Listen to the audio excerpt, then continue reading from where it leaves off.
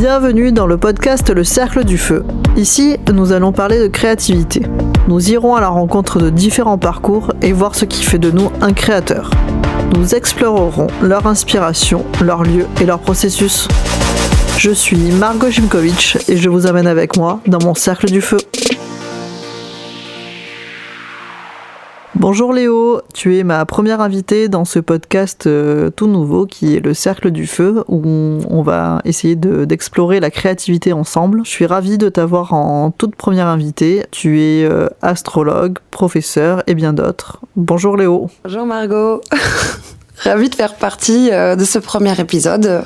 Je me sens super honorée de ton invitation. Du coup, est-ce que tu pourrais te présenter un peu ? Qu'est-ce que tu fais et quel est ton lien avec le monde des créatifs ? Alors, je crois que mon fil conducteur, ça sera l'art d'une certaine manière. Moi, je suis enseignante en collège. Donc, j'enseigne les arts plastiques auprès des adolescents. Ça fait partie des nombreuses facettes que j'ai et j'ai la chance d'avoir un métier passion. À côté de ça, je crée un petit peu. On a toujours une certaine pudeur à en parler, surtout quand on nous interroge dessus, mais on y viendra à travers les questions, j'imagine. Donc, je fais de la gravure, je fais de l'anthotype et récemment, je me suis également mise au photomontage par plusieurs... peut-être qu'on y viendra petit à petit, en fait, sur comment tout ça s'est organisé. Je fais également de l'astrologie parce que je relie l'art et l'astrologie dans ma pratique, notamment à travers la lecture de cartes du ciel qui accompagne les gens à renouer avec leur créativité ou à la penser dans leur thème astral. J'aimerais savoir comment t'es venue ou est-ce que t'as eu un chemin particulier vers ces médiums que t'as actuellement. Est-ce que t'as eu d'autres médiums, t'as touché à autre chose ou tu es... ou est-ce que c'est... comment est venue justement la gravure, le dessin l'image plutôt le travail vers de l'image que tu as. En fait, je pense qu'il y a eu beaucoup de chemins, d'angles, de retour en arrière, de digression, de va-et-vient. Initialement, nous nous sommes rencontrés, je crois que je peux le dire comme ça, aux Beaux-Arts de Nîmes, et où j'y pratiquais le dessin et la peinture. Et après le DNAP, j'ai eu envie d'arrêter de peindre. Je savais plus quelle image créer en fait pour être authentique. Et après, à partir de là, l'enseignement avait toujours fait partie des facettes que je souhaitais expérimenter. Et du coup, je suis repartie sur un cursus pour devenir enseignante.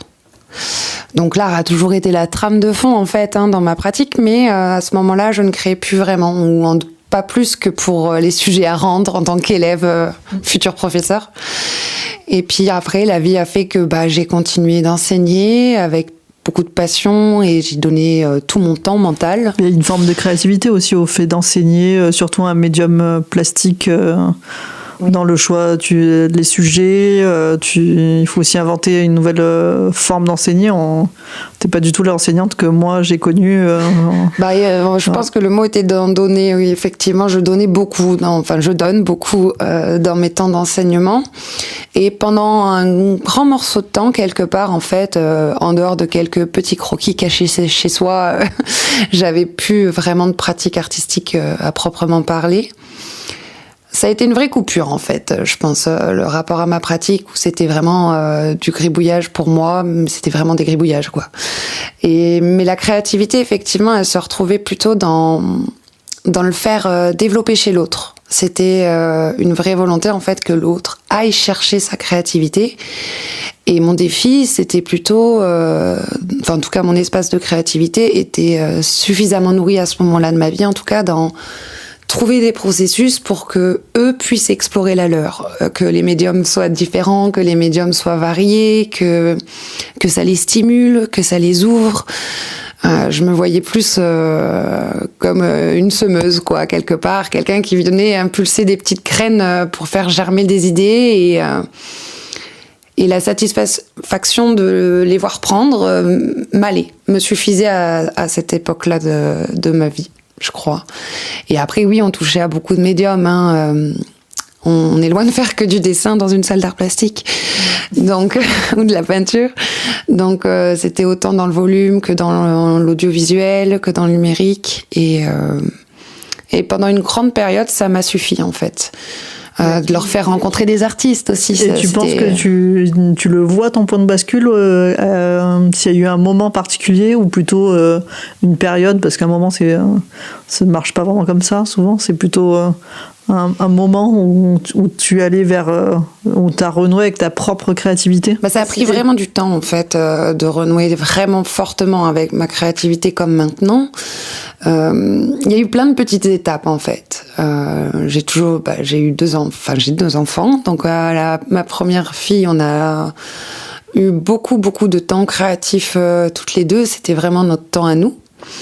Mais là, je renouais pas vraiment avec encore la mienne. C'était plutôt lui transmettre ce process. Et j'étais encore dans une forme de transmission et de médium qui nous amenait à un temps d'échange de qualité ensemble, on va dire. Puis il y a eu la naissance de mon second enfant en 2017, du coup. Et là, ça a été autre chose. Je l'ai vécu vraiment différemment et j'ai commencé à ressentir le manque. Le manque d'une chose pour soi. Alors, c'est pas à cause de lui, mais... C'est que forcément, un deuxième enfant, ça te demande encore plus de temps. Voilà. Et du coup, moins d'espace mental pour je pense qu'à ce moment-là, il y a quelque chose qui s'est déclenché dans le besoin. Je pense qu'au début, c'était un petit peu souterrain. Et il m'a fallu quand même pas mal de temps, en fait, pour comprendre que c'était ça, le manque, aussi. Oui, parce qu'entre 2017 et aujourd'hui, où tu es plus pleinement dedans, activement, on va dire, il y a eu quand même encore quelques années avant de renouer. Oui, du coup, en fait, il y a quand même eu pas mal d'années, en fait, avant que j'aille... que j'écoute mon courage d'y aller, en fait. Parce que c'est venu chercher cet espace-là. Je pense que... on est énormément de gens à avoir la compétence de créer, en fait. Moi, j'en ai plein les classes. Je le vois, tout le monde est capable de créer, en fait. Oui, tout le monde a de la créativité. Ça aussi que je veux développer dans ce podcast, c'est où est la créativité, peut-être comment l'activer, et en fait, qu'on est tous créatifs, on n'est pas obligé de dessiner pour être créatif ou d'écrire. Et puis, être un créatif, c'est pas que de l'esthétisme, en fait. C'est pas que du savoir-faire. C'est comment je suis capable d'aller chercher en moi les ressources de mon inspiration et de mes idées et d'oser les matérialiser. Comment je suis capable d'imaginer, comment je suis capable de proposer une vision du monde qui est la mienne et... peu importe le regard de l'autre. Ça touche à beaucoup de facettes, en fait. Et moi, j'ai mis beaucoup de temps à accepter de la remontrer, je dirais, en fait. Ouais. Et du coup, de redévelopper aussi peut-être un sujet, alors que justement, les gribouillages, pour toi, c'était peut-être des gribouillages plus quelque chose sans sujet, sans intention. La question du sujet a été aussi l'élément qui avait fait que j'arrêtais, en fait. La question de l'image, de pourquoi refaire encore des images à notre époque, quoi montrer, pourquoi montrer, qu'est-ce qu'il y a à montrer de plus que ce qui existe déjà, à quoi servent les images. Donc on est quand même dans une société où on en est inondé, où il y a quelque chose de l'ordre du sacré avec la dimension art, avec son A majuscule. Le statut d'artiste ou le mythe de l'artiste est quand même encore extrêmement sacralisé.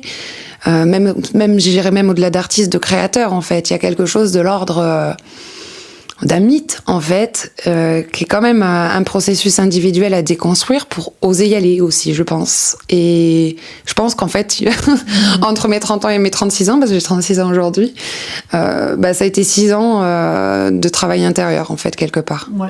Et est-ce que c'est ce nouveau sujet qui est, on va dire, quand même, qui est relié pas mal à l'astrologie, qui a fait que tu as trouvé quelque chose qui t'animait, que tu avais envie de produire des nouvelles images, ou peut-être quelque chose de peut-être plus impalpable aussi Il y a plusieurs choses de l'ordre de l'impalpable, parce que je pense que de toute façon, on parle de ressenti dans ce processus-là, d'une certaine manière.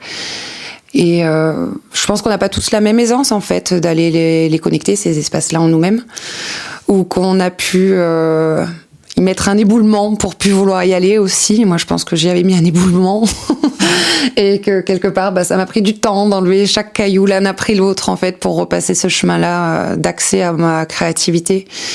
Et puis, je sais pas, je pense que voilà, à la naissance de ce second enfant, il s'est passé quelque chose dans un espace en moi de besoin de soi, en fait. Je sais pas comment vraiment le dire avec des mots, mais en fait, voilà, j'ai commencé à partir de 2017 à travailler dans mes lectures d'évasion mentale, l'astrologie, parce que j'avais un certain intérêt pour l'astronomie, parce que je suis quelqu'un qui aime le symbole, qui aime l'archétype, qui aime ce langage, en fait, invisible, impalpable, du mythe, de la légende. Je trouve que ça véhicule, en fait, des images commune à tous, qui traverse les âges, et il y a quelque chose en fait entre l'image et l'astrologie qui me parlait dans ce langage un peu d'humanité. On retrouve par exemple des mêmes symboles à travers tout le monde entier alors que les gens ne se déplaçaient pas. On retrouve des observations ou des développements techniques à des cycles similaires dans le temps. Et je pense qu'en fait cette poésie de regarder vers les étoiles m'a beaucoup nourrie en fait. Donc, à partir du moment où j'ai commencé à apprendre l'astrologie à travers les livres sur mon temps libre, et j'ai créé cet espace intellectuel déjà. Oui, déjà, tu as créé cet espace. Parce que ça me manquait, en fait, dans mon métier, cet espace un peu d'évasion, quelque part aussi, pour... Quelque chose de moins concret aussi que l'enseignement, qui est quelque chose de très concret. Oui. Et que tu as fait aussi peut-être pour des raisons... Certes, c'est un métier passion, mais c'est un métier, je vais mettre des énormes guillemets, mais un vrai métier avec des horaires, avec un salaire, avec une sécurité de l'emploi. Puis il y a quelque chose qui se nourrissait plus avec l'expérience aussi. Pas que je le faisais moins bien, j'espère pas, mais il y avait quelque chose de cet ordre où...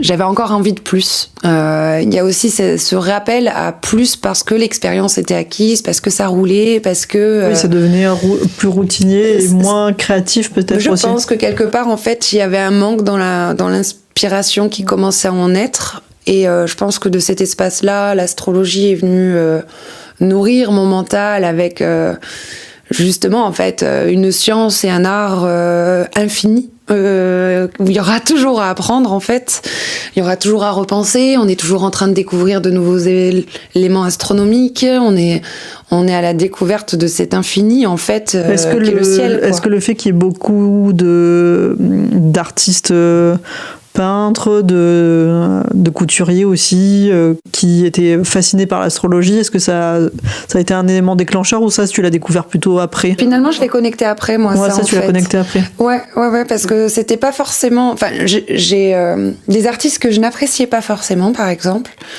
On regagnait en fait dans mon regard à l'inverse, tu vois, parce qu'en fait je comprenais enfin qu'est-ce qu'il racontait. T'as un exemple? Vasarely par exemple, qui peint en fait les étoiles, qui peint de l'invisible. C'était vraiment cette optique art, c'était vraiment pas ma tasse de thé esthétique, concrètement. Et en fait. Via l'axe de l'astrologie, je la comprends en fait. Il travaille vraiment ce microcosme jusqu'à cet infini. Il donne une image vibratoire ça par t'a la amené forme. Des nouvelles portes d'accès autres que des bouquins plus traditionnels d'histoire des arts ou tout simplement des critiques d'art. Ça m'a refait penser l'histoire en fait. Ouais. L'astrologie m'a fait repenser l'histoire. L'astrologie m'a fait repenser... la place du féminin dans l'art, la place de beaucoup de choses en fait, l'archétype en fait. Les artistes travaillent les archétypes. Ouais. Et en fait quelque part c'était ce double langage se retrouvait autant dans l'image et dans l'histoire de la peinture que dans les cycles et les symboles. C'est devenu en fait aussi peut-être un nouveau prisme pour regarder le monde et du coup ça t'a nourri pour faire... pour te relancer, du coup, justement, à travers la gravure. Voilà, la gravure, elle est revenue un petit peu... la gravure, la première gravure, j'étais encore à Nîmes, tu vois. Okay. La toute première, c'était Nîmes. Et puis après, j'ai déménagé dans les Cévennes. Donc là, j'ai eu une maison où j'ai pu m'accorder un espace officiel. Oui, ça aussi, c'est important d'avoir quel espace on a pour travailler et Et suivant l'espace qu'on a, des fois, forcément, ça influence. Je pense que le lieu, en fait, joue sur les formes que tu t'autorises aussi. Je pense que de pouvoir laisser en plan, en fait, par exemple, ton état du processus, parce que t'as des contraintes réelles, faut faire à manger, tu dois partir bosser, peu importe, en fait, mais de pouvoir laisser ton cerveau en plan sur une table, quelque part, avec ce chantier on a ce mythe, des espaces d'ateliers d'artistes où c'est le bordel. Concrètement, oui, il y a plein de fois où c'est le bordel, quoi. Et en fait, non, mais c'est vrai. Moi, tu le vois, quand je suis en chantier, mon atelier est en chantier. Quand ça va, il est rangé. Et non, mais il y a quelque chose de très palpable de cet ordre de l'espace. Mais moi, je fais clairement l'espace de l'atelier et une démonstration de mon intériorité à plein de phases du processus, en fait. Va y en avoir de partout, parce que là, j'avais envie de partir sur cette idée ou celle-là, j'accroche au mur, ça tombe par terre. Et puis, en fait, il y a des moments où tu as besoin de tout ranger ton atelier, et puis là, d'un coup, c'est bon, tu as l'espace pour faire. Je pense que c'est vraiment inhérent au processus, en tout cas pour le mien. Est-ce que parce que je parle aussi pour ma part, est-ce que toi, dans cet espace que tu as aujourd'hui, que tu as mis en place, tu saurais nous dire ce pourquoi tu te sens bien? C'est ma caverne, quoi. Tu vois, il y a quelque chose de l'ordre de la caverne qui se crée. Mais pas dans son côté noirceur, ombre de la caverne, dans ce côté repli en soi-même, dans ce côté sécurité de soi-même. Cet espace, moi je pense vraiment que les espaces de création, si on en a, ça varie beaucoup, sur notre créativité. Oui, moi je pense aussi. Moi je pense que c'est inhérent à ton process même. Bon, surtout quand on ne vit pas seul, quand on vit seul, encore c'est différent. Mais d'avoir un espace à soi. Et puis après, là moi j'ai une maison dans les Cévennes, donc au niveau de l'espace, on n'est pas à Paris, mais ou en centre-ville, je ne sais laquelle, quoi. Mais je pense à la notion d'espace parce que, du coup, avec l'astrologie, j'accompagne aussi des gens sur renouer avec leur propre créativité pour qu'ils gagnent du temps, contrairement à moi, par exemple. En tout cas, ça fait partie des objectifs. Qui gagnent du temps sur renouer avec leur créativité. Oui. Ça fait vraiment partie des objectifs d'accompagnement, d'accepter, en fait, la créativité qu'on porte et de pas perdre de temps. J'imagine que c'est pas que des artistes qui font appel à toi. Non, il y a des gens des artistes professionnels. Non, du tout. Au contraire, en fait, il y a ça c'est via l'astrologie, ça a toujours été une passion de renouer l'art, la créativité. Mais l'un des grands constats que j'ai pu avoir, c'est beaucoup de gens, par rapport à ma pratique de l'astrologie, me trouvaient très créative. Alors que, moi, je trouverais ça discutable en vrai, mais voilà, c'était le regard qu'on posait dessus. Et en fait, les gens ne se sentent pas créatifs, en fait. Les gens ne donnent une définition quelque part, en fait, à la créativité, avec un stéréotype, avec un mythe. Je ne sais pas dessiner, je suis pas créatif, tu vois. On revient à cette idée qu'on évoquait tout à l'heure sur qu'est-ce que la créativité. La créativité, c'est pas que faire de l'art. C'est aussi pour ça que j'ai pensé ce podcast pour montrer, et peut-être aussi pour me montrer que la créativité, elle est partout, elle est différente. La créativité, elle est multiple. Et en fait, les gens que j'accompagne là-dessus, il y en a qui sont plutôt sur le désir de renouer avec leur créativité à travers une forme d'artisanat. Il y en a qui sont autour de s'autoriser plus de liberté dans leur propre travail plastique déjà initié en individuel. Il y en a qui veulent aller dans le volume et qui sont dans le moulage, la céramique. Il y a pour une personne en question dans ce projet-là. Et en fait, c'est quelque part s'autoriser. C'est accéder à plus de liberté, en fait. Et la question du lieu est vraiment quelque chose sur lequel on a travaillé et réfléchi, justement. Parce que ça peut être s'accorder juste un bureau dans une maison surbombée où je m'autorise, en fait, cet espace. Moi, j'ai le luxe d'avoir cette pièce, mais je sais bien que c'est pas le cas de tout le monde. Non, mais t'aurais pu aussi ne pas t'autoriser pour la garder en chambre d'amis. Comment l'utilité, ce besoin ou cette utilité, je sais pas, c'est un peu pareil pour moi. Je pense que les deux se relient, en fait, que ce soit le besoin ou l'utilité. Je me la suis presque faite avant d'avoir complètement retrouvé ma forme, en fait. d'expression. Presque de l'avoir et d'avoir contraint un espace à ça, m'amener à aller découvrir le lieu, en fait. M'amener à y passer du temps. Alors que tu as eu toujours besoin d'un bureau, comme tu es enseignante, tu as toujours eu besoin d'un bureau pour travailler. Oui, mais avec 2 petits-enfants et un mari musicien, j'ai toujours travaillé un peu en m'adaptant. Ouais. Tu vois, aussi. T'avais même pas un bureau forcément à toi, quelque part? Je m'en suis toujours fait un plus petit, plus ou moins dans un coin, plus ou moins un bureau honorable, on va dire. Comme ton compagnon est aussi créatif, oui. Ça demande... Mais ça a beaucoup impacté mon processus, en fait. Et dans quel sens tu penses que ça a impacté ton processus? Dans ma jalousie. Pour être très honnête, dans ma jalousie. J'étais jalouse de voir l'expression de sa créativité. Alors, ça veut pas dire qu'on s'engueulait ou quoi que ce soit. Mais il y avait une forme d'admiration, une forme... de vivre avec quelqu'un qui prend cette part de liberté, de créativité. Et je pense que maintenant, quelque part, on s'impacte l'un l'autre, en fait. Du coup, maintenant que j'ai renoué avec la mienne aussi...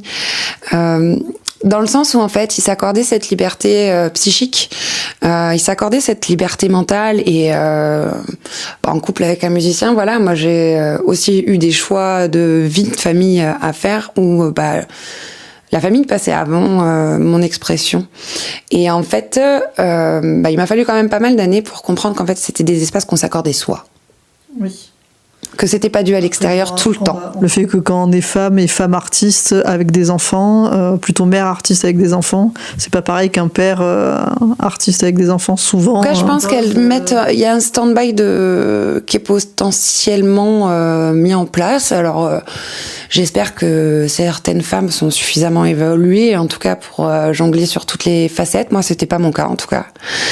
Et il m'a fallu un sas de temps pour me l'accorder. Après, c'est quand même un acte de création des plus démentiels, de devenir une maman. Il y a quelque chose de toi que tu as créé à 2 et qui sort de toi. Ça prend du temps comme création. C'est une histoire de vie. Mais c'est déjà énorme.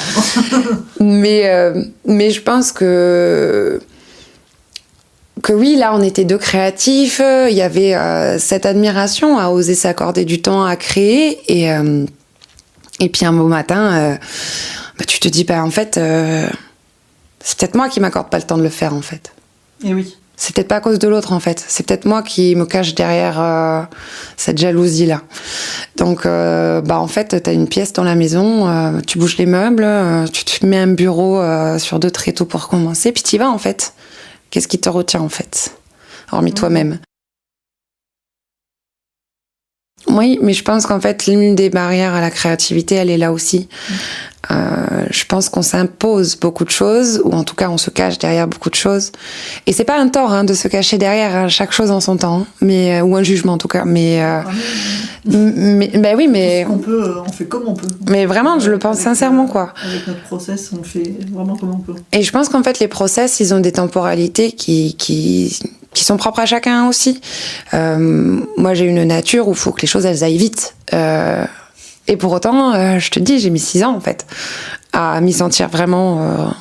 à pouvoir te regarder et te dire ouais, en fait, je suis créative. Ouais. Et je le fais et c'est OK. Et c'est OK. Et c'est OK. Alors après... comme n'importe quelle personne qui crée, je me remets en question, j'ai des doutes.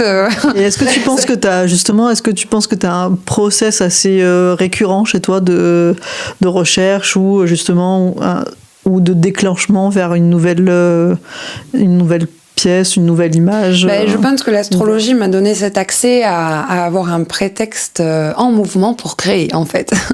Parce que moi, la question de l'image, et je continue pourtant de faire des images, tu vois, mais j'arrivais plus à imaginer des images, en fait, je crois.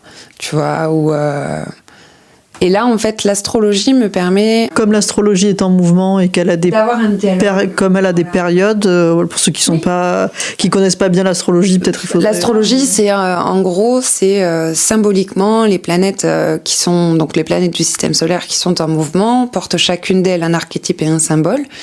Et la façon dont elles dialoguent entre elles raconte des signifiants. Voilà, pour ceux qui veulent le croire ou l'écouter. le penser, peu importe. Et en fait, dans ma créativité, effectivement, c'est l'astrologie et cette écoute des symboles, ce chant des étoiles un peu, qui est venu nourrir en fait mon imaginaire. Ça te donne un peu comme un sujet à chaque nouvelle lune, à chaque nouvelle dès qu'en fait ça me traverse en fait. Hein. Ouais. Alors c'est pas genre le flux qui descend du ciel, hein, on est dans ces clichés-là hein, du tout. Non. Mais il y a une rythmicité, une fréquence en fait. Tous les astres n'ont pas le même rythme de mise en mouvement et quelque chose de l'ordre du tempo en fait qui peut se jouer en fait avec ce regard-là vers les astres. Et en fait, je de plus en plus, avant je créais avec une certaine rythmique associée vraiment au cycle astrologique, enfin astronomique, peu importe. Maintenant, il y a quelque chose d'autre qui se joue. C'est plutôt presque l'image en fait qui vient un peu maintenant et se relie aussi au rythme de plus grand que moi. D'accord. Au début, tu étais vraiment dans quelque chose de peut-être de plus de pragmatique, oui. Vraiment lié aux planètes, tu savais. Un symbole m'amenait à du sens visuel. Alors, je suis désolée, désolée pour les gens qui connaissent bien l'astrologie, je vais dire sûrement n'importe quoi, mais Scorpion qui rentre en Vénus, voilà. Oui, il y avait quelque chose en fait déjà, comme pour les anniversaires, tout le monde connaît à peu près son signe solaire, en fait. Hein, donc, le signe solaire en astrologie, c'est le moment où le soleil transitait un signe du zodiaque et une constellation hein, en soi, et dans le ciel de votre naissance. Donc, voilà, tout le monde connaît au moins son signe solaire. On sait que du 23 octobre là jusqu'au 21 novembre, on est dans l'énergie du signe du Scorpion parce que le soleil transite dans la constellation du Scorpion, en fait. Du coup, voilà. Et en même temps, cette poésie-là, des rythmes, donc là j'ai pris l'exemple du soleil, mais toutes les autres planètes bougent encore. Aussi d'autres informations, et aussi sûrement d'autres potentiels à créer. Et puis en fait, aussi d'autres. L'astrologie, elle se résume pas à plus B égale à B en fait. Il y a toujours en fait une infinité de lectures possibles avec plein de degrés, de sens et de symboles. Et je pense que l'astrologie a été une porte d'accès quelque part en fait à renouer avec ce processus à l'intérieur de moi, entre mon espace intellectuel pensé avec un côté pragmatique ça. Mais ouais, quelque part pragmatique parce que c'est quelque chose de pas visible mais qui était concret ailleurs. Si, pragmatique dans le sens où les planètes bougent pour vraiment, qu'on croit ou qu'on croit pas. Ça crée un rythme en fait d'accès à, je pense. Une sorte de saisonnalité aussi. Ouais, une rythmicité, un tempo, une fréquence pour aussi créer malgré tout. Voilà, le soleil, ça transite en un mois, on va dire, pour faire simple. Il y a des exercices qui sont vraiment très connus pour renouer avec sa créativité, c'est-à-dire de faire un dessin tous les jours, écrire tous les jours, pour se relancer un petit peu, parce que la créativité... ça se cultive. Ça se cultive et ça se travaille. C'est un véritable travail. Si on arrête de la cultiver et de l'activer, elle finit par... pas forcément par s'éteindre totalement, je pense. Mais alors moi, je pense que du coup, pour moi, elle s'éteint pas vraiment, parce que pour le coup, moi, je l'ai éteinte un certain nombre d'années, ma créativité. Mais ça peut générer de l'appréhension et y retourner, par contre, et un certain labeur, pour réaccepter de faire aussi. Oui, après là, on est sur encore quelque chose de différent. Être en processus de recherche et entamer un processus de création, c'est-à-dire commencer à faire. Oui. Voilà, commencer à mettre justement en process ces recherches si on fait des recherches, parce qu'on n'est pas tous... on fait pas tous des recherches avant de se lancer dans une création. Oui, on fait pas de recherche, mais on est forcément teinté d'inspirations qui viennent d'univers différents pour autant, en fait, parce que là, on a beaucoup rattaché aux étoiles mon processus, mais je pense que mon lieu de vie a énormément joué, en fait. La place du silence, la place du calme, la place de la nature a énormément impacté cette mise au calme de moi-même, en fait. Et est-ce que ce choix, tu penses qu'il était le choix justement de déménager d'une ville, même qui est une ville qui n'est pas une mégalopole, et d'arriver en plein cœur des Cévennes où tu es, est-ce que c'était un besoin lié à ta créativité, et même à votre créativité à tous les deux avec ton compagnon? Je pense que oui, mais qu'on n'en était pas conscient à ce point-là. Je pense que c'était pas conscient à ce point-là, du tout, par contre. Je pense qu'effectivement, on cherchait un autre cadre de vie, parce que je pense que le cadre de vie impacte la créativité, pour le coup. Ça, je pense que ça a une influence, positive ou négative, peu importe, mais qu'il y a une connexion avec le cadre. Et il a toujours eu, lui, dans la maison, une pièce musique. Oui. Par exemple. Ici, ça nous permettait que lui, il ait encore une plus grande pièce musique, mais que potentiellement, moi, dans le temps, je puisse avoir un espace aussi. Ce qui faisait pas partie des premiers arguments au départ, dans le déménagement. Moi, c'était vraiment l'environnement. Oui, toi, tu cherchais plus le calme et la nature. Oui. Et lui, il cherchait plus un espace de travail plus grand. Bon, on était raccord sur la nature, sinon on serait pas parti se paumer en Cévennes, hein, mais... faut être d'accord avec ça. Faut être à deux, hein. mais ouais, il y a quelque chose, en fait, de... même de l'observation, en fait, des cycles. Je suis très cycle, hein, dans cet épisode, du coup, mais il y a vraiment quelque chose de cet ordre-là, en fait, du regard, en fait, qui s'est joué différemment, je pense. La nature, franchement, il y a rien de plus apaisant. Voilà, bord de mer, c'est pas mal aussi, hein, mais bon, pas la vasse, ça me vend pas du rêve, père. Il y a des gens pour qui la nature, c'est pas apaisant, ça les angoisse, ça peut angoisser, le silence. En tout cas, moi, j'avais besoin de ce calme, je crois. Le fait d'être loin d'autres humains, ça peut justement angoisser pas mal de gens. Ah ouais, à l'inverse, du coup, en fait, je pense que ça m'a beaucoup apaisée. Et que ça m'a fait changer de rythme avec moi, en fait. Et en fait, d'avoir du temps chez toi et des espaces à créer. Avoir plus de temps, du coup, au sein d'une maison, rester plus au sein de sa maison. Tu vas pas boire un verre tous les 2 soirs en ville au café à 18h en ayant fini le boulot, hein, c'est sûr. Même pas toutes les semaines. Même pas toutes les semaines. Moi, je pourrais toutes les semaines, mais j'en ai même plus l'envie, en fait. Oui. En fait, mes envies ont changé, en fait, en habitant ici. Aussi. Voilà. Mais ouais, je sais pas, il y a quelque chose où j'ai eu envie de créer avec mon environnement aussi, tu vois. La démarche de faire le papier recyclé, c'est très lié en fait à l'omniprésence de ce vivant partout, de construire des feuilles en papier de châtaignier, c'est lié à mon environnement, tu vois. T'as une série de dessins où tu dessines et tu graves sur du papier que toi-même t'as fabriqué et où t'as récolté en nature ce dont t'avais besoin pour ce papier. Oui, puis tu vois, par exemple, je suis en train de me documenter. Là, j'aimerais peut-être, faut que je fasse les expériences, mais j'aimerais faire mes propres pigments à partir de mon lieu de vie aussi. Tu vois, il y a quelque chose de cet ordre du... J'ai un livre à te conseiller que je viens d'acheter qui est trop bien. Ah, c'est fabriquer, alors je dis pour tout le monde, hein, c'est fabriquer son matériel d'art. C'est une... alors son nom, je ne l'ai plus, c'est La Pigmentière. Elle s'appelle comme ça sur Instagram. Et c'est les éditions Ulmer qui font ça. Ils ont une section qui s'appelle Résilience, où elle t'apprend un peu à... fabriquer ton propre matériel d'art, tes propres fusains, tes propres aquarelles. Ça fait partie des étapes actuellement dans mon processus, justement, parce que voilà, j'ai renoué avec une pratique de la gravure. On grave sur du plastique, du lino. J'adore, mais quelque part, il y a une incohérence dans fondamentalement ce que je veux faire. Pareil avec le collage numérique, il y a quelque chose de l'ordre de la rapidité qui est présent. Mais d'un autre côté, voilà, j'ai besoin, en fait, j'ai plusieurs médiums, en fait, parce que je pense qu'en fonction de mon état de travail, d'environnement et de temps, c'est pas les mêmes pratiques. Je suis de nature changeante, aussi dans ma façon d'être. Non, mais c'est vrai, j'ai besoin qu'il y ait du changement, j'ai besoin que... Mais après, l'humain est de toute façon changeant. Non, puis voilà, j'ai des phases, en fait. En gros, l'hiver, je grave plus, par exemple, tu vois. Parce que ça prend plus de temps. Ouais, puis il y a quelque chose de très méditatif, d'ôter la matière, il y a quelque chose, tu vois, de très... On revient au cycle, en fait.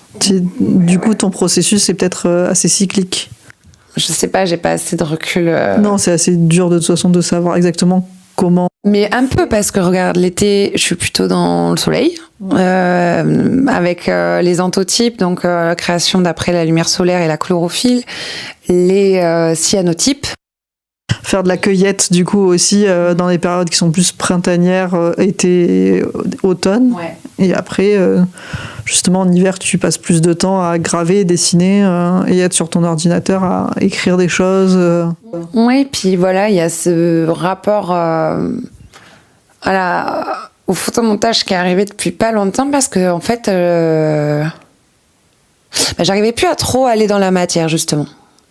Tu vois, j'avais un blocage avec la matière, là, et je voyais arriver le temps qui commençait à s'écouler, 1 semaine, 2 semaines, tu fais rien, 3 semaines où tu fais rien, et là tu te dis ouais, non.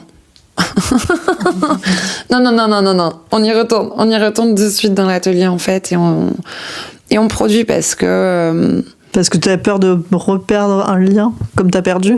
Oui, moi ça c'est quelque chose clairement que je cultive. Oui. Parce que peut-être aussi quand on perd une fois le lien, surtout de façon aussi longue, oui. Parce qu'elle a été quand même assez longue, même si, comme tu l'as expliqué, la créativité, elle était là de façon différente. En tout cas, elle n'était plus là de façon active, productrice dans des créations plastiques. En fait, j'ai toujours eu ponctuellement des rappels, des piqûres de relance, de reviens. Mais je reprenais pas moi. Mais je reprenais pas, dans la fluidité, moi, personnellement, quoi. Comment tu deals avec le fait de montrer ou pas montrer ce que tu fais? Je pense que c'est quelque chose d'assez important dans les façons de créer. Savoir si ce qu'on va faire va être montré ou au contraire on va le laisser au fond d'un tiroir et on le sait que personne ne le verra à part quelques personnes. Montrer. En fait, moi le déclenchement de vraiment le re-rendre un peu, on va dire, visible, ça a été une énième fois via l'analyse de mon propre thème, quelqu'un qui me dit « Ouais, mais t'as un blocage avec ta légitimité, machin, nan. » Et là, ça m'a gonflé, en fait, qu'on me redise ça, encore une fois, la légitimité m'a cassé les pieds, la légitimité, quoi, comme beaucoup de gens, j'imagine. Et ça a été cet élément déclencheur, donc à nouveau l'astrologie, effectivement, pour le coup, où je me suis dit « Bah merde, j'y vais, quoi, en fait. » J'ai créé une boutique en ligne, j'ai créé un compte Instagram. Je me suis dit en fait, ça va pas être moi l'arbitre de ma légitimité, ça va être les autres. Donc peut-être je me suis défaussée d'une certaine manière, mais en tout cas je l'ai mis à l'extérieur de moi. Mon jugement et en action sur, on verra bien le retour que j'en aurai en fait. Après là, ce que tu dis, c'est que ton thème disait que toi, tu te sentais pas légitime, pas que tu n'étais pas légitime. Oui, bien sûr. Mais en tout cas, que c'était une des problématiques d'espace de dépassement, en tout cas à dépasser. Un des espaces de travail de mon thème à dépasser la question de se sentir légitime. Donc là, j'ai mis en place des outils, quoi, des steps, tu vois, pour m'y confronter, en fait. Et j'ai mis la boutique en ligne avec quelques gravures. J'ai ouvert un compte. Alors après, moi, je suis toujours cachée derrière un écran, mais un compte Instagram en ligne. Et en fait, de voir que certaines images ont plu, que ça parle, qu'on t'ait acheté des gravures, ça m'a beaucoup aidé en fait à continuer de vouloir en faire. Oui, parce que moi concrètement j'ai arrêté aussi longtemps sans rien faire parce qu'en fait ça me faisait essuyer que ça reste dans un placard ou d'être dans le stockage en fait. Ouais. Mais t'avais besoin que tes images elles vivent, en tout cas que ta création elle que ce soit pas que pour moi. Est-ce que le fait que ça vive et qu'il y ait des gens qui l'achètent, du coup tu t'es sentie légitime et à ce moment-là tu t'es dit je suis professionnelle ou même pas, tu te sens peut-être même pas encore professionnelle? Alors, professionnelle, c'est même pas une question que je me pose vraiment en fait. Du coup, vu que je vends des images de ce que je crée en ligne, j'ai monté un statut d'artiste-auteur parce que je sais pas, c'était important en fait pour moi. Ouais. Et ça m'a aidé aussi en fait. Bon, pas les charges d'URSSAF, hein, mais quelque part, c'était reconnaître un statut. C'était pas juste mes petites images, c'était un statut officiel qui officialisait quelque part cette création-là.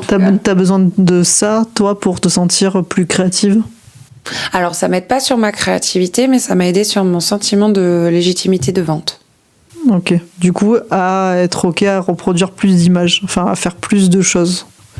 Être dans le faire un peu plus. Ouais, ou en tout cas de... le faire, voilà, vous l'avez un peu compris, je compte plus le lâcher, mais ouais, de me sentir... Enfin, que ce soit... je sais pas comment le dire. En tout cas, au moment où je l'ai créé, tout ça, ça faisait vraiment partie de ce cap de je vais chercher ma légitimité. Je cherchais cette reconnaissance extérieure et le statut, pour moi, faisait partie de ça, ouais.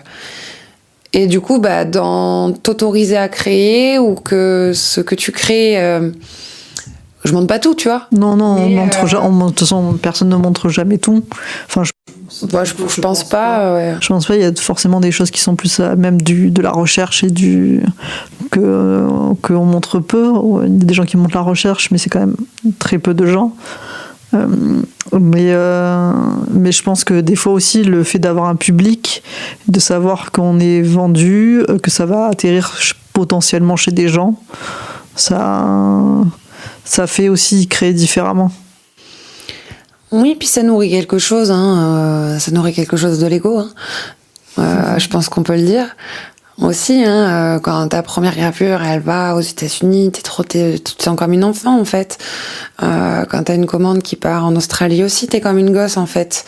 Oui. Tu vois, de savoir, en fait, que tes images, en fait, elles nourrissent l'imaginaire de quelqu'un d'autre et qu'elles voyagent, ou qu'elles sont un peu partout, ça semble bête et peut-être égotique, mais non, ça te fait un truc, en fait. Ça te fait plaisir. Mais si on montre... alors là, je parle sur aussi autre chose que la créativité, mais si on décide de montrer quand même, c'est qu'on a besoin d'une certaine validation d'autrui.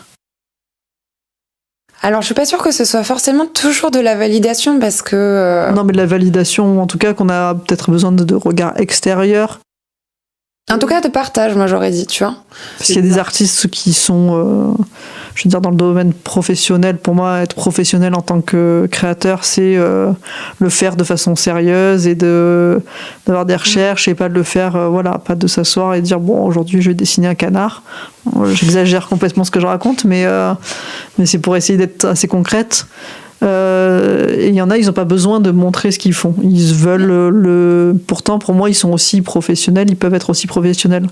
Mais le fait de décider de montrer ce qu'on fait, de le faire écouter à autrui, ne serait-ce qu'une seule personne, oui. Déjà, on s'expose au fait d'offrir un peu ce qu'on fait. Oui, il y a quelque chose de l'ordre d'offrir aux autres. Et alors, c'est vraiment sans prétention que je le dis comme ça pour le coup, là, même si on parlait d'ego avant. Mais c'est juste que ça participe à quelque chose pour l'autre, quoi. Et que t'es OK que ça participe à quelque chose pour l'autre. Il y a plein de gens qui créent et que ça reste dans leur tiroir. Alors, soit ils ont pas passé leur cap à eux-mêmes. Je pense que c'est pour différentes raisons, comme le montrer, c'est pour différentes raisons. Et l'ego, tu vois, par exemple, avoir un ego, c'est pas forcément quelque chose de négatif. Mais c'est pour ça que je parle d'ego aussi, parce que je pense qu'en fait, dans la création et dans le rapport à la créativité, c'est vraiment question et enjeu pour le coup. On a tous, je pense que si on est un tant soit peu, il nous faut, pour décider d'exposer les choses qu'on fait, les montrer, les faire goûter, que sais-je, il nous faut quand même toujours un minimum d'ego et se dire que ce qu'on a fait, c'est quand même suffisamment bien ou ne serait-ce que correct pour le donner à quelqu'un, quoi. Puis créer ou ainsi de suite, quoi. C'est aussi montrer une partie de soi, oui, tu vois, il y a quelque chose de l'ordre d'une comment dire, c'est assez intime quand même, en fait, tu vois, donc le montrer aux autres, tu vois, ça peut être vraiment un processus de méditation ou d'introspection avec juste un carnet qui est rien que pour toi et qui restera toujours dans ton placard, tu vois. Quand tu crées avec l'idée de le diffuser, que ce soit par l'exposition, par une image sur Internet ou par une boutique, il y a quelque chose d'autre qui rentre en action, tu vois. Tu le fais pour toi, mais tu le fais pas que pour toi. L'acte créatif a une vocation. Enfin, non? Ah si, c'est une des possibilités. Pour toi, ça doit être ça. Moi, je sais que je n'aime pas créer pour pas... Enfin, il y a quelque chose de ça. Dans ma propre créativité, je suis pas sûre que j'ai forcément vocation à tout montrer. Et justement, cette question du public est, je trouve, assez intéressante parce que je ne crée pas du tout de la même façon quand je sais que ce que je vais produire va être montré et quand je ne sais pas si je vais le montrer, ne serait-ce que sur ma page Instagram. Je fais pas la même chose, je ne mets pas forcément la même intention. Des fois, je ne fais pas autant de recherches. C'est peut-être plus de l'ordre du gribouillage aussi, des fois. Et voilà. Et à l'inverse, moi, je ne sais que créer quand je sais quelle création a fonction. Voilà, ça c'est justement c'est pour ça que je trouve ça assez intéressant de savoir si le public a une importance ou pas chez toi, parce que ça, oui voilà, donc ça a une importance parce que justement on n'est pas. Je pense que le spectateur, le regardeur, n'importe quel nom on peut lui donner, en tout cas des yeux de quelqu'un d'autre que soi, ou des oreilles, forcément va avoir un impact sur notre création. Parce qu'il y a beaucoup de fois, je pense que toi comme moi, on a pu faire des choses, créer quelque chose, et que le public nous est dit, nous est informé. Mais c'est les gens qui m'ont beaucoup accompagnée sur renouer avec ma créativité, justement, par leur regard, en fait. Par eux, ce qu'ils percevaient. Enfin, moi, je faisais des petites images, quoi. Pour moi, je fais de l'illustration, en vrai, si tu me poses la question, tu vois. Mais ça peut être toujours de l'illustration. L'illustration ne veut pas dire qu'on ne recherche pas, qu'on n'a pas de process, qu'on n'a pas de... Et mon processus, je le théorise pas, Pour toi, tu te sens plus illustratrice. Après, on n'est pas obligé de se mettre une étiquette posée, je fais ci ou je fais... Je dis que je suis officiellement artiste-auteur. De toute façon, c'est le papier qui l'a dit, tu vois. Donc, on retombe sur la légitimité sécurisante, hein, voilà, ça s'entend. Mais le statut de mes images a une valeur légale, en fait, pour moi, par rapport à ce statut-là, en fait, tout simplement. Après, mon cursus... évidemment qu'il impacte qui je suis, évidemment qu'en soi il m'a appris à réfléchir et à penser l'acte de créer. Ça veut pas dire que tu le fais toujours. Mais ça veut pas dire qu'en fait je le fais et que je me le systématise en fait, ou que je cherche forcément à problématiser mon acte créatif pour qu'il y ait un enjeu intellectuel, spirituel, philosophique, sociétal. Non, en fait, non. Juste, en fait, moi, j'ai besoin de créer. Et j'aime partager les images qui me parlent le plus. Et je suis heureuse quand elles sont reçues ou qu'elles parlent à d'autres. Mais j'en ai pas... J'ai pas ce besoin, en fait, de tout expliquer. Ouais. Oui. Bien sûr. Ouais, non, clairement. Tu vois, Et pourtant, j'aime l'art conceptuel, j'aime l'art contemporain, j'aime énormément de domaines artistiques, tu vois. Là, de toute façon, c'est ce qu'on interroge, c'est plutôt... Mais ça, c'est le métier de ceux qui te regardent, en fait. C'est pas... Moi, je trouve qu'en fait, celui qui théorise l'œuvre, c'est celui qui te regarde. C'est pas réellement que le métier de l'artiste. L'artiste, il aura toujours, en fait, quelque chose qui lui échappe de son processus parce qu'il a le nez dedans, quoi. Tu vois. Et en fait, ça, c'est le métier des théoriciens, tu vois, ou de ceux qui écrivent, quoi, des critiques. Enfin, je sais pas comment le nommer, mais... donc, des fois, j'ai des images gnangnan, objectivement parlant. Des fois, j'ai des très belles images symboliques. Et en fait, voilà, je navigue dans cette palette simple, en fait, de simplicité, en vrai. Et ça me suffit. Et du coup, si on pouvait dire un peu un mot pour finir, quelque chose que tu aimerais pour ta création dans le futur ou même dans le présent, là, tout proche. Est-ce que tu penses qu'il y a quelque chose que tu as envie de changer, quelque chose que tu as envie de faire différemment, un nouveau lieu, une nouvelle envie, des nouveaux livres? Du coup, voilà, vu que j'étais beaucoup sur ce système un peu de créer les images que m'inspirent les choses et de les proposer sur la boutique. Là, il y a la question du format qui me travaille pas mal. Parce que là, du coup, tu étais surtout sur des formats prêts à envoyer. Voilà, clairement. La question du format me travaille un petit peu. Tenter des nouvelles... Des plus grands formats, ça me dirait bien. L'été prochain, parce que du coup, il faut que je rattende le cycle solaire pour faire ça dans le jardin. Mais j'avais envie de tenter des immenses cyanotypes, par exemple. Mais voilà, en fait, là, tu retombes en fait sur cette... tu vois, on se remange la queue quelque part, là, tu vois, parce que du coup, tu crées des grands formats. Sauf que créer des grands formats, si tu les montres pas, ça fait juste suer parce que ça prend de la place dans ton atelier pour rien.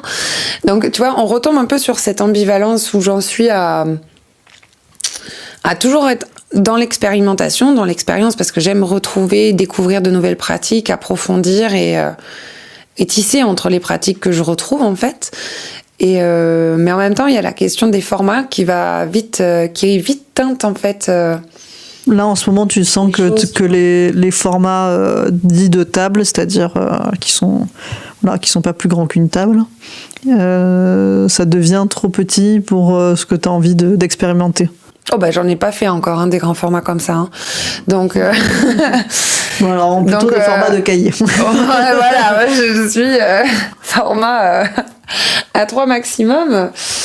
Non, là, j'ai envie de plus grands formats, mais je trouve que les plus grands formats se prêtent très vite en fait à la monstration et à l'exposition. Et je suis pas ni dans la démarche actuellement, mais pas forcément très loin de l'envie de passer ce pas-là. Mais comme tu es cyclique et que tu attends le cycle du soleil, peut-être que je suis une vraie pendule. Tu auras encore tout ce cycle d'hiver et de printemps. Donc je pense que ça va germer bien comme il faut, mais il y a quelque chose de l'ordre des plus grands formats. C'est pas mal, on revient à la germination du début de tes élèves. C'est toi, il faut que tu t'auto-germines. Mais en fait, je me suis pleinement rendu compte que je fonctionnais exactement comme j'enseigne en fait. Mais vraiment, tout ce que je crée de neuf, tout ce que je crée moi dans ma propre pratique, je l'amène dans ma classe en fait. Donc il y a ma pratique qui vient nourrir ma part d'enseignante, qui vient la retransmettre derrière aux élèves, et en fait je fais des boucles, je découvre une nouvelle chose, ça me fait trop plaisir, alors j'ai envie qu'ils essayent et ça tourne. C'est super. Comme ça, je trouve que c'est un très beau mot de fin pour dire que on revient à la germination et au cycle. Merci en tout cas, Léo. Merci Margot. À bientôt.